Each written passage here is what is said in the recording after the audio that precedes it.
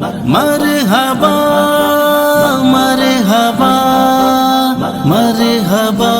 الحمد لله رب العالمين والصلاة والسلام على سيد الأنبياء والمرسلين نبينا ومولانا محمد وعلى آله وأصحابه ومن تبعهم بإحسان إلى يوم الدين. أما بعد فأعوذ بالله من الشيطان الرجيم. بسم الله الرحمن الرحيم. وإذ قال ربك للملائكة إني جاعل في الأرض خليفة قالوا أتجعل فيها من يفسد فيها ويسفك الدماء ونحن نسبح بحمدك ونقدس لك قال إني أعلم ما لا تعلمون. وقال تعالى وما خلقت الجن والانس الا ليعبدون. صدق اللہ مولانا العظیم. معزز علماء کرام، بھائیوں، دوستوں اور بزرگوں، اللہ رب العزت نے اس دنیا کو 14 منزلہ عمارت بنایا ہے. 7 آسمان ہیں اور 7 زمینیں ہیں. یہ 14 منزلہ عمارت میں سب سے درمیان اور بیچ کی منزل پر، فلور پر اللہ پاک نے انسان کو بسایا اور آباد کیا. کسی بھی ملک کا، کسی بھی کنٹری کا یا کسی بھی صوبے اور ضلع کا قانون یہ ہوتا ہے کہ اس کا ہیڈ کوارٹر، اس کا کیپٹل اور اس کی راجدھانی یہ مڈل میں ہوا کرتی ہے، تاکہ اس کا جھکاؤ ادھر بھی نہ ہو اور اس کا جھکاؤ ادھر بھی نہ ہو. یہ فطرت کا نظام ہے. اسی لیے اللہ رب العزت نے اس امت کو بھی تمام امتوں کا امام بنایا تو اس کو لقب دیا ہے وَكَذَلِكَ جَعَلْنَاكُمْ أُمَّةً وَسَطًا، درمیانی امت. اس کا جھکاؤ ادھر بھی نہ ہو ادھر بھی نہ ہو. اور نماز میں بھی حدیث پاک میں حضور اکرم صلی اللہ علیہ وسلم فرماتے ہیں کہ وسط الامام، ابو داؤد شریف کی روایت ہے کہ مسجد میں امام کی جگہ بالکل بیچوں بیچ مقرر کرو تاکہ دائیں جانب والوں کو یہ شکایت نہ ہو یا وہ یہ تبصرہ نہ کریں یا وہ استحقاق نہ بتائیں کہ امام کا جھکاؤ ہماری طرف زیادہ ہے، اور بائیں طرف والوں کو بھی اس کی شکایت نہ ہو کہ ہماری طرف نہیں ہے. اللہ پاک کو چونکہ اسی نظام کے تحت انسان کو پیدا کرنا تھا کہ انسان کا جھکاؤ فرشتوں کی طرف بھی نہ ہو اور انسان کا جھکاؤ زمین کے اندر رہنے والے جانوروں، بچھوؤں، درندوں، موذی چیزوں کی طرف، شیاطین کی طرف نہ ہو. اس لیے اس کو بالکل بیچوں بیچ رکھا تاکہ وہ دونوں کے درمیان مڈل میں رہے اور یہاں اس کی راجدھانی بنے. حدیثوں میں آتا ہے کہ تہے زمین میں، زمین کے اندر اور سوراخ میں جانوروں کے رہنے کی جگہ ہیں، شیاطین کے آباد ہونے کی جگہ ہیں. ایک حدیث شریف میں استنجے کے آداب بیان کرتے ہوئے آیا کہ اللہ کے رسول صلی اللہ علیہ وسلم نے بلوں میں اور سوراخوں میں پیشاب پانی کرنے سے منع فرمایا.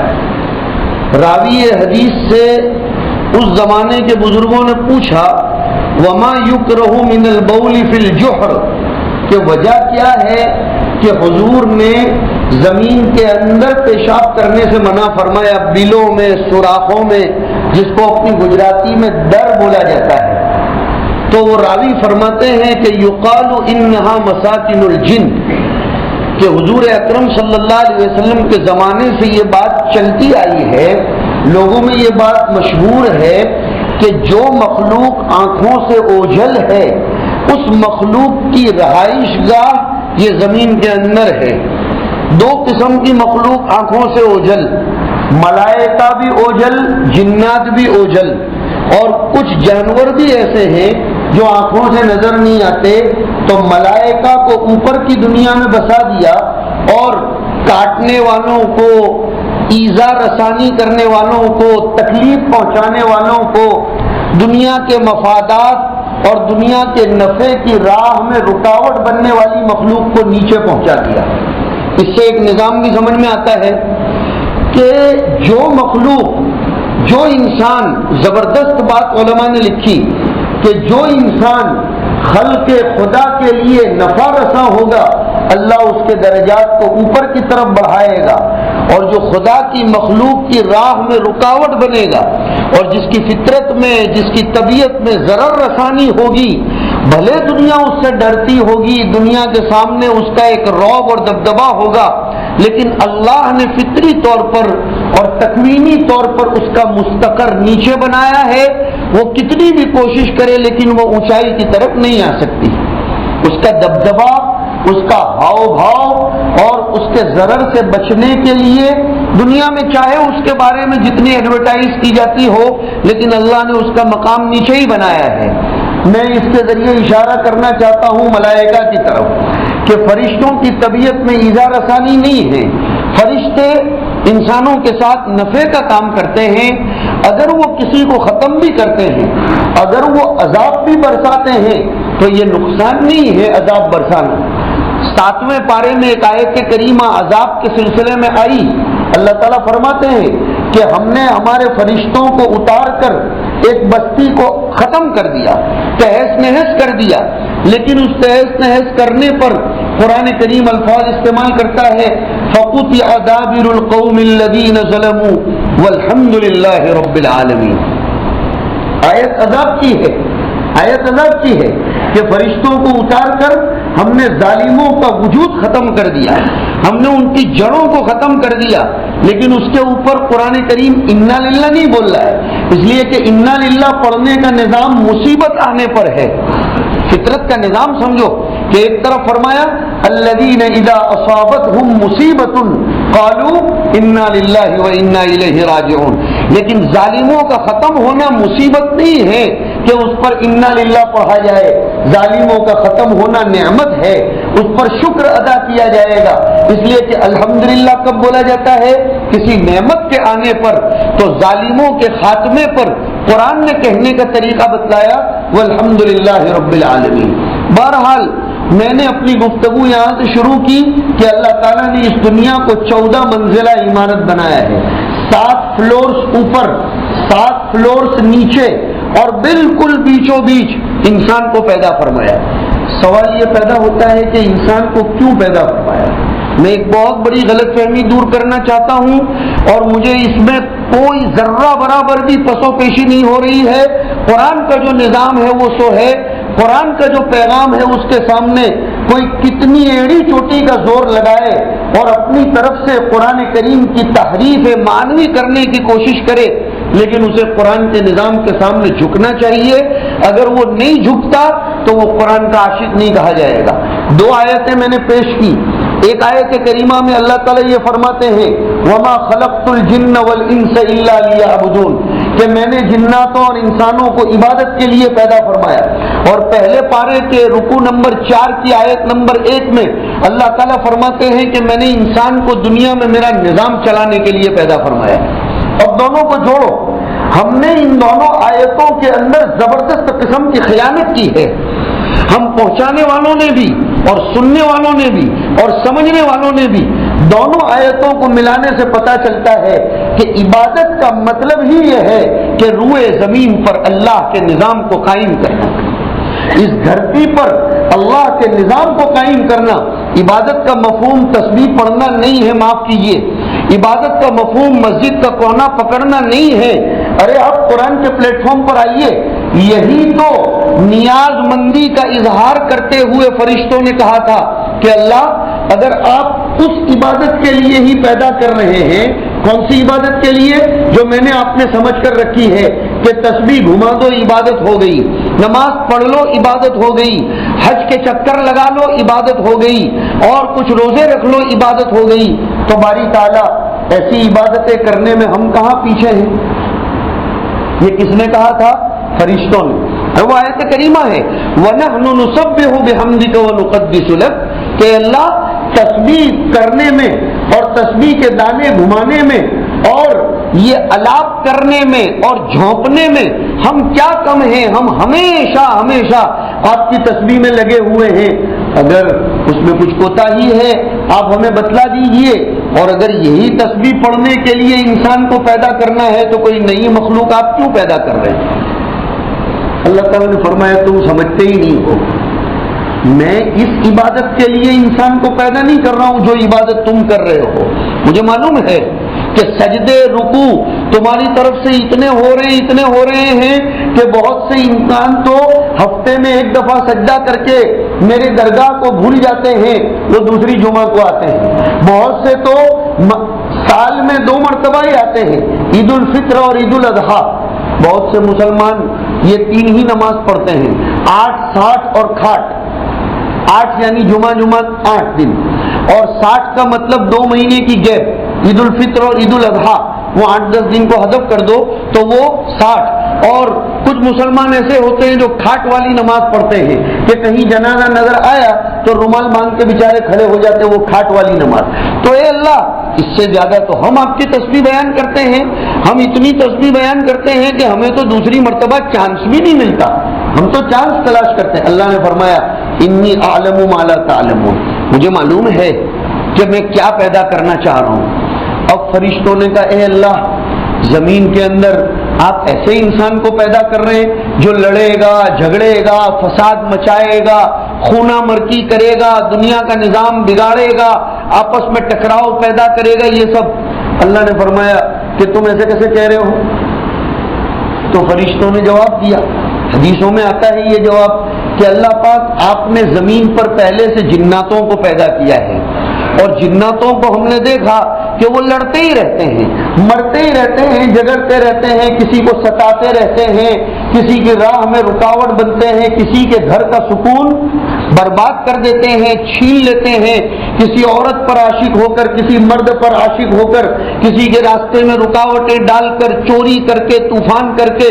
تو ایک مخلوق سے تو ابھی نویڑا آیا نہیں ہے، یہ دوسری مخلوق کیسے پیدا کی جا رہی ہے، وہ بھی بدماشی کرے گی. اللہ تعالیٰ نے اس وقت جواب دیا تھا. خدا کرے کہ اللہ کے جواب کا وہ بھرم باقی رکھنے میں میرا اور آپ کا انتخاب ہو جائے.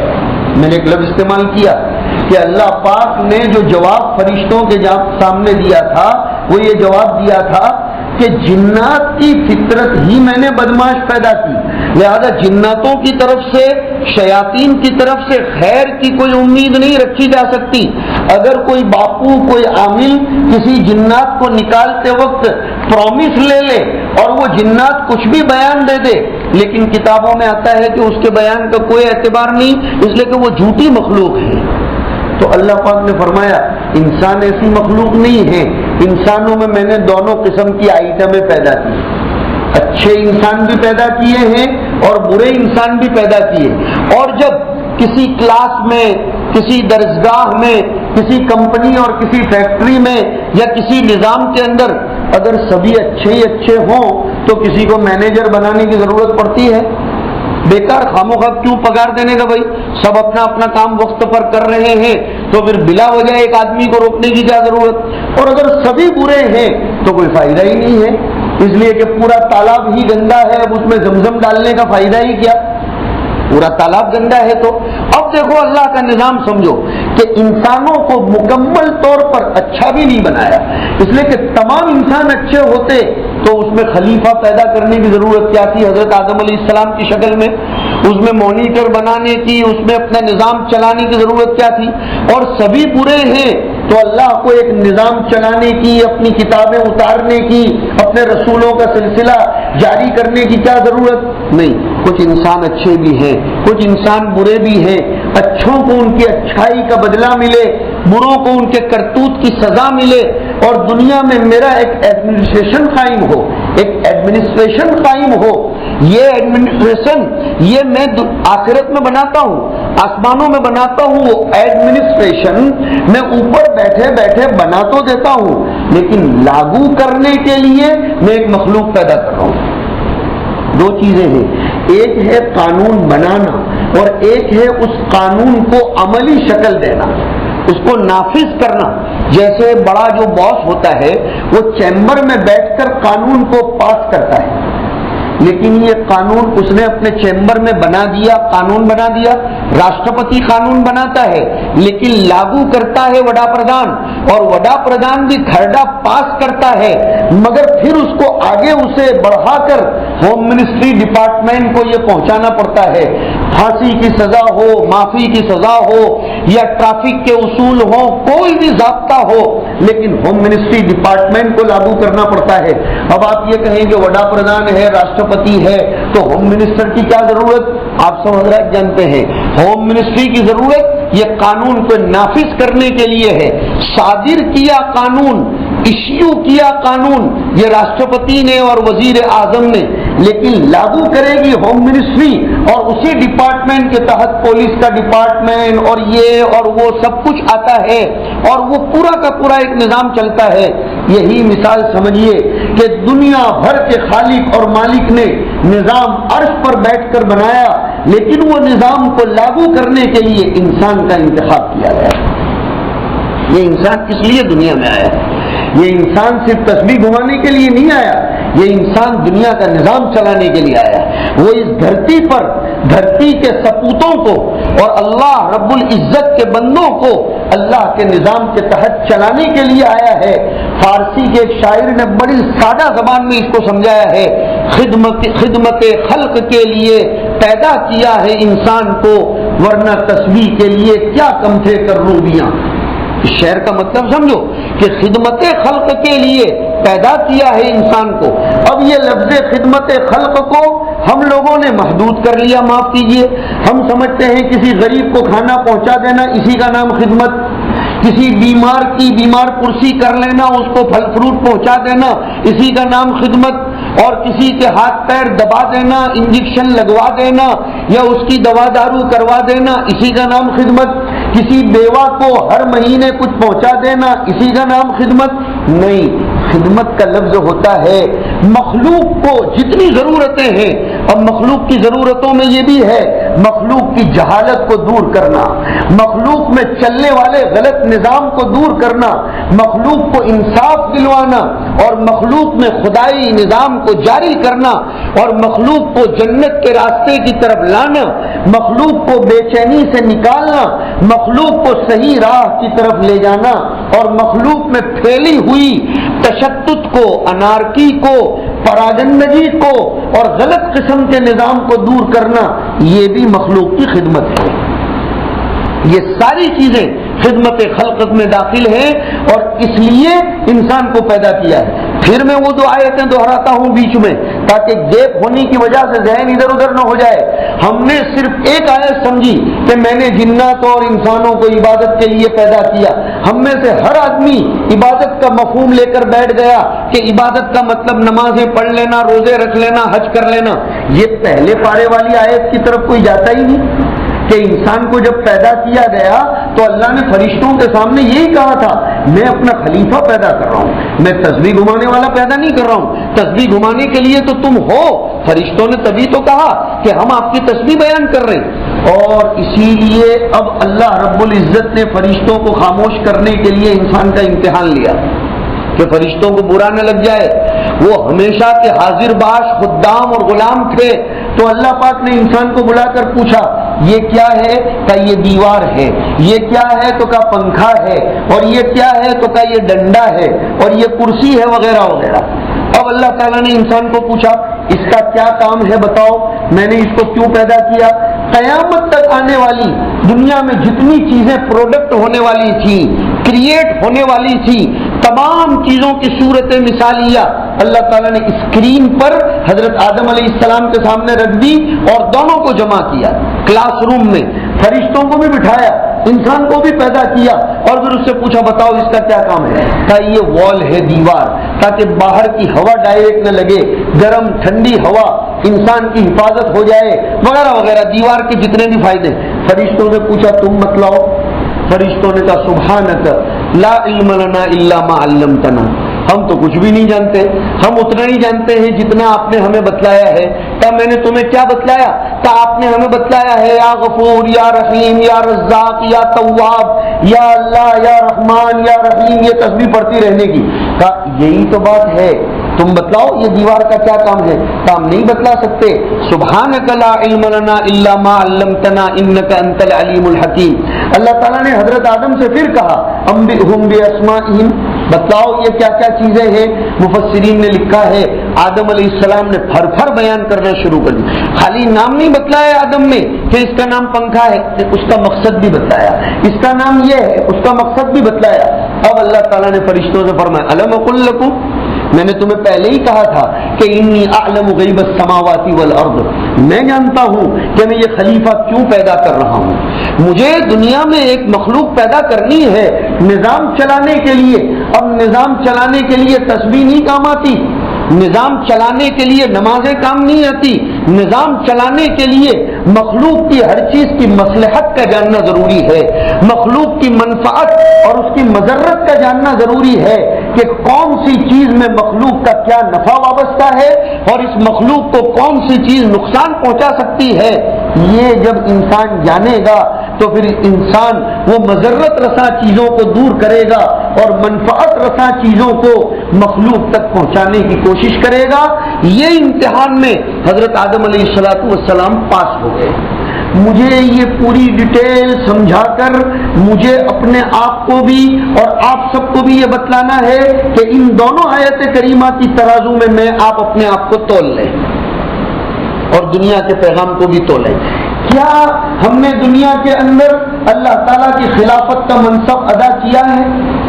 کیا ہم نے دنیا کے اندر اللہ تعالیٰ نے ہمیں جس مقصد کے لیے پیدا کیا ہے انی جاعل فی الارض خلیفتن، کون سا مقصد؟ نظام خداوندی کو لاگو کرنا، اللہ کے بنائے ہوئے سرکولر کو نافذ کرنا. میں نے سمجھایا ابھی آپ کو کہ خدا نے سرکولر بنایا، اب اس کو نافذ کرنا ہے. کیا ہم نے اپنے مسلمان بھائیوں میں، اپنے نان مسلم بھائیوں میں، دنیا میں بسنے والی مخلوق کے سامنے اللہ کا نظام پہنچایا؟ کیا ہم نے انہیں سمجھایا؟ کیا ہم نے دنیا کو انصاف دلایا؟ کیا ہم نے دنیا کو ظلم سے نکالا؟ کیا ہم نے دنیا میں ہونے والی مضرت رساں مخلوق کو ختم کیا؟ کیا ہم نے اللہ کے ایڈمنسٹریشن کے خلاف ہونے والی حرکتوں کو ختم کیا؟ اگر ختم نہیں کیا ہے ہماری نمازیں کام کی نہیں ہے، ہماری عبادتیں کام کی نہیں ہے، ہمارا کچھ بھی کام کا نہیں ہے، اس لیے کہ یہ تسبیح اور یہ عبادت آلریڈی ایک مخلوق کر ہی رہی تھی، آلریڈی ایک مخلوق کر رہی تھی. خدا کو ان عبادتوں کی کوئی ضرورت ہی نہیں تھی. اس نے صاف بول دیا ہے یا ایھا الناس انتم الفقراء الی اللہ واللہ هو الغنی الحمید.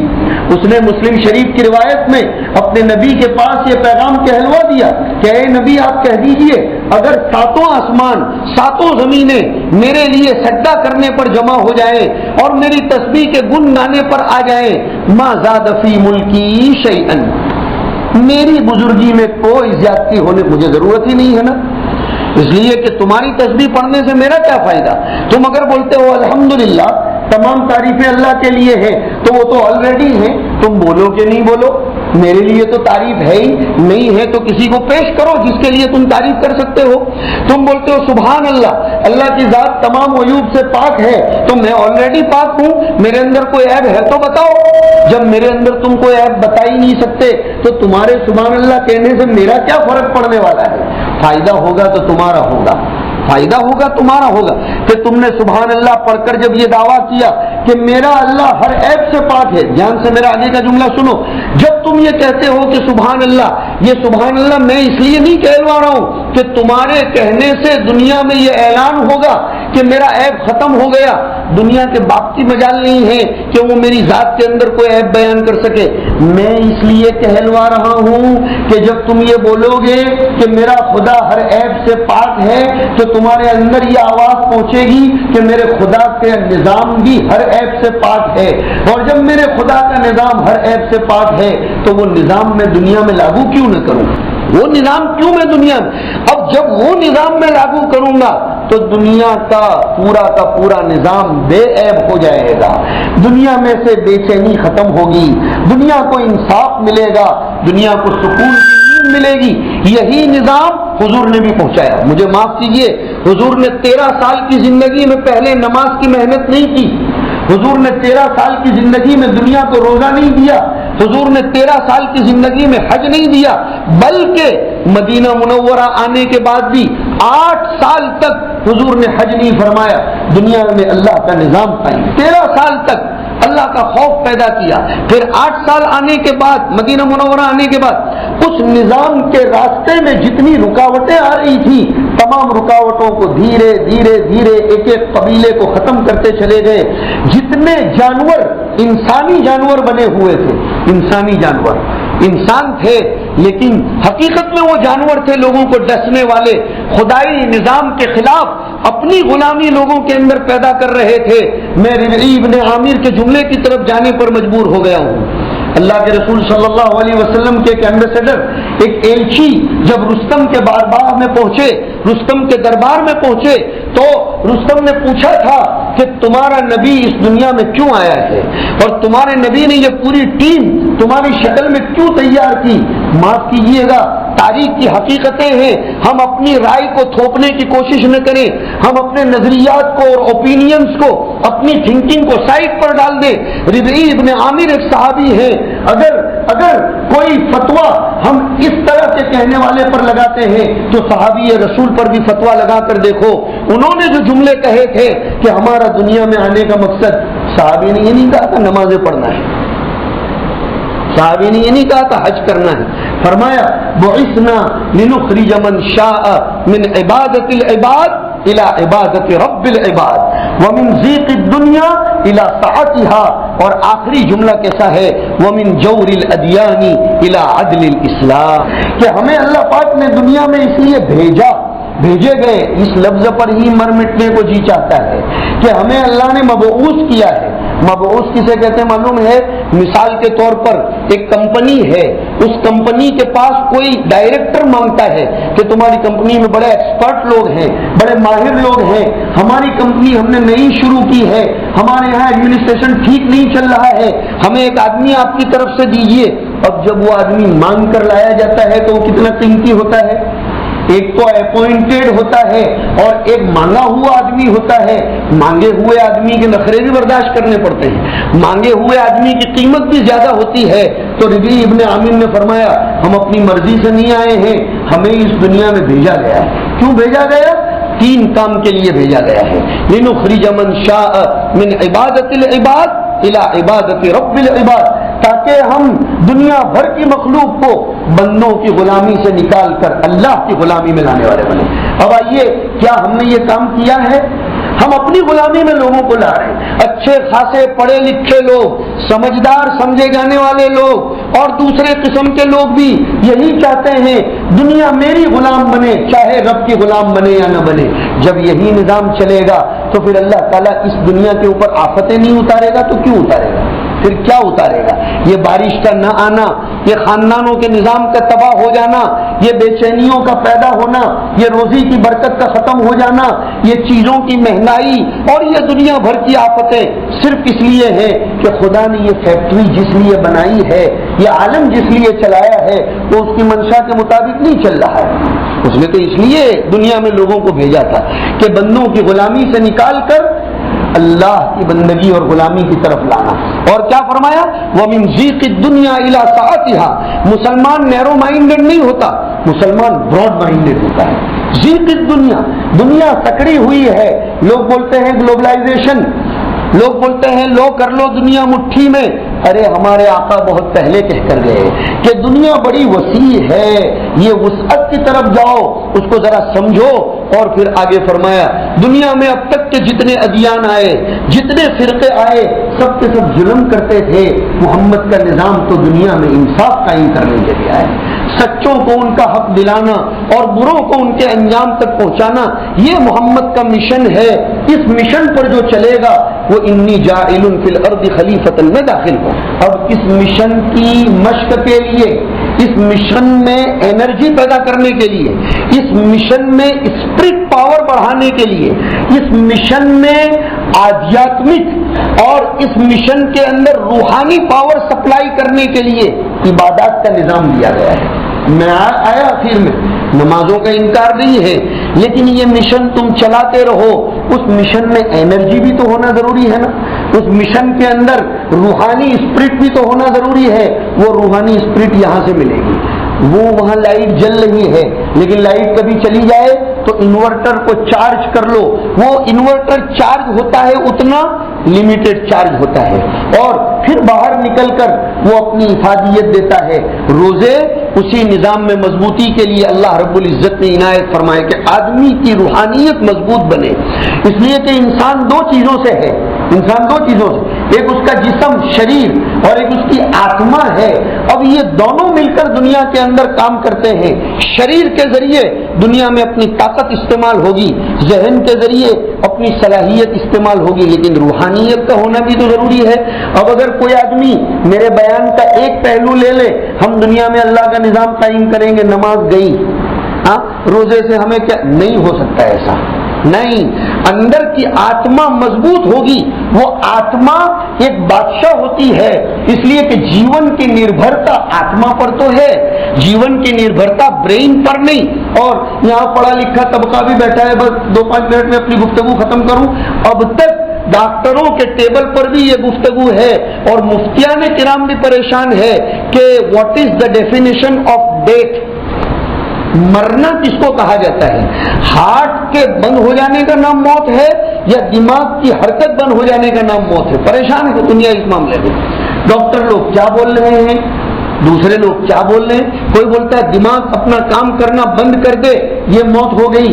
ابھی کینیڈا جب میں گیا تھا تو میرے دوست مجھے ملے, مولانا تقی عثمانی صاحب دامت برکاتہم کے بہنوئی ہوتے ہیں. وہ روزانہ میرے پاس بیٹھنے آیا کرتے تھے. انہوں نے مجھے کہا کہ مولانا یہ ہماری نسلوں کو یہی نہیں معلوم. مجھے بڑی اچھی بات یاد آ گئی اخیر میں, معاف کیجیے میں بہت مدت کے بعد آپ کے ساتھ بیٹھا ہوں, اگر 2-4 منٹ زیادہ ہو جائے, آپ کا وقت چلا جائے تو معاف کرنا. مجھے کہہ رہے تھے مولانا یہ اسلامی اصطلاحات ختم ہو جانے کا ہمارے جنریشن پر اتنا بڑا نقصان ہوا. انگلش میڈیم میں اپنے بچوں کو پڑھانے والے لوگ دھیان سے اس بات کو سنیں کہ اسلام نے جو اصطلاحیں دی ہیں, اسلام نے جو ورڈز دیے ہیں, اس کے ختم ہو جانے اور انگریزی زبان کے گھروں میں آ جانے کا نقصان اتنا بڑا ہوا کہ اس نے کہا کہ ایک مرتبہ میں اپنے بچے کے ساتھ بیٹھا ہوا تھا تو میرے بچے نے مجھ سے کہا کہ پاپا there is no difference between the death of human body and between the death of torch. جانتے ہو نا ٹارچ, انہوں نے مجھے اس طرح سمجھایا, بیٹری ٹارچ تو وہ بھی ڈیڈ ہو جاتی ہے اور انسان بھی ڈیڈ ہو جاتا ہے. بیٹری ڈیڈ ہو جاتی ہے تو اس کو پھینک دیا جاتا ہے, اس کو کون دوبارہ لاتا ہے. انسان بھی ڈیڈ ہوتا ہے تو اس کو قبر میں پھینک دیتے ہیں, ڈال دیتے ہیں.